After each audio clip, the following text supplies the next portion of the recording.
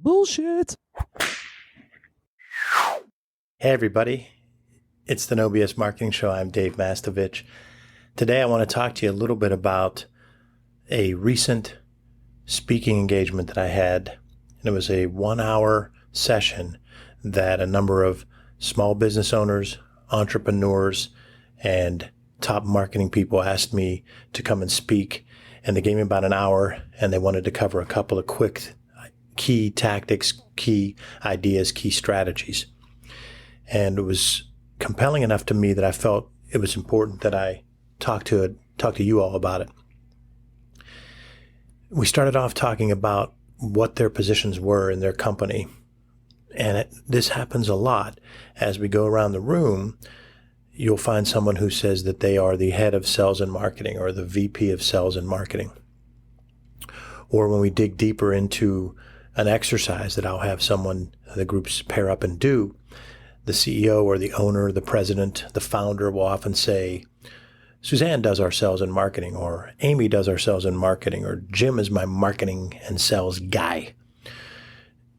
And it's to the point where I feel that we really need to address this in our space. So for those listeners, those no BSers who are passionate about marketing, we need to really push that it's about a marketing culture. The next thing that happens is we start talking about how sales is not marketing. They're not the same thing. And we talk about how philosophically to have a true marketing culture, we have to understand that marketing is all about clearly defining your target audiences, finding out what they want, then developing it if you don't already have it, or tweaking what you already have, and then giving to them when and where they want it at a price they're willing to pay, and then telling them about it again and again. And this really involves first step of marketing segmentation, or hit the bullseye target marketing. We have to really focus on segmentation, and people claim they're doing it, or they'll say they know who their target market is. But then when you challenge them, like we did in this session, we paired people up and said, each of you talk about your one segment and drill that segment down so that the person you're with that's just met you understands what that segment is. Then talk about how you've positioned by that segment in the past. And then the two of you work together to see if you can come up with any creative ideas on how to better position by that segment. When we first say that exercise, here's the response that you get. Or you might get, Dave, what do you mean? When people are forced to put pen to paper and talk to someone else outside of their company and say what their target markets are and talk about how they've drilled the target market down to hit the bullseye, you start seeing that there isn't a lot of meat behind that it's a lot of maybe some generalities. And then when you go a step further and you ask people to describe how they've positioned by that segment, you often don't get a whole lot of substance there either. So that exercise works really well. And we saw a lot of small business owners, a lot of entrepreneurs, a lot of founders, a lot of mid-market people. But it goes beyond that. I can tell you when we work with clients that are multi-billion-dollar companies that they often don't have the level of drill down that's necessary, or if they do, they haven't drilled down based on the Pareto Principle Plus, which is what Mass Solutions does by looking at your existing data and helping you to understand the Pareto Principle, that 80-20 rule applies, that 80% of your business comes from 20% of your customers. And then the Pareto Principle Plus is that Mass Solutions applies a lot of other stuff to come back and show you what your current market really is segmentation-wise and what your current ideal customer profile is, and does that match up with where your ideal customer profile should be today and tomorrow. Then another interesting thing that I saw at this workshop, and I've seen at many other speaking engagements that I've had for clients, but also I'll be brought in by a client to talk to an entire group, or by Vistage International, where I speak across the country, and by other organizations that want to bring in a no bullshit marketing concept, and they want to bring in the no bullshit marketing platform that we've built through our blog, podcast, workshops, speaking engagements, and client work. When I talk to these groups, the thing that I notice time and again is it does almost fall into two camps. You have one camp who is really sees marketing more as branding and creative. Then you see another group will see marketing as sales and think that that's what it is, and that's not correct. And a third group will see it as we can really define this and drill this down completely, and we can use Hootsuite, and we can post here, and we can track this, and we know what our SEO is, and we know what we need to do to get more traffic here, and they have a lot of the numerics. And the reality of the situation is it's a combination. The first step is you need to have that marketing culture.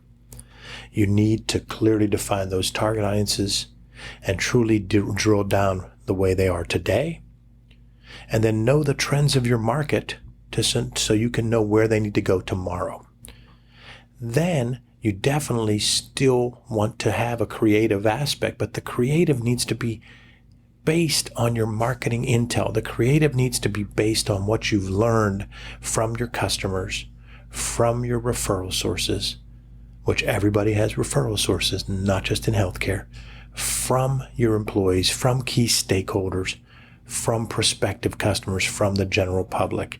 That's what your creative aspect has to be developed by, not just creativity for the sake of being creative, which there are many, many creatives who still fall prey to that, and they don't base their creative on data and analytics and what they've learned.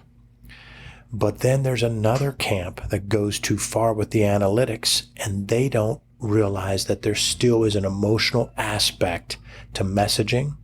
There's an emotional aspect to buying, or maybe they realize there is, but they don't realize that it's just as important as the analytical part. So the art and science of marketing, based on your marketing intel and based on your market segmentation where you hit the bullseye with your target markets, and based on your positioning by segment, that combination of the art and science of marketing is really what we all need to aspire to. And I thought it was important to make this episode of the podcast concise, focus on clarity and brevity about this key issue that marketing is not the same as sales. I use the Law and Order example at these workshops where they're two separate yet equally important groups. You also need to know that there's an art and science to marketing. You need to combine both. You need to use the marketing intel on the front end. You need to do the hit the bullseye target market segmentation. You need to create your message and position by segment. And you need to have a marketing roadmap to implement it. And then after all that's said and done, you still need marketing leadership. And that leadership has to make sure that there's a marketing culture throughout the organization. It sounds like a lot, it is. And it's not always able to be done in the purest fashion with your existing setup. And what that means is you've got to pitch your boss and the owner and the leader and the CEO that we need to change the culture so it's a marketing culture. If you need help with that, you need to find the outside source to help you.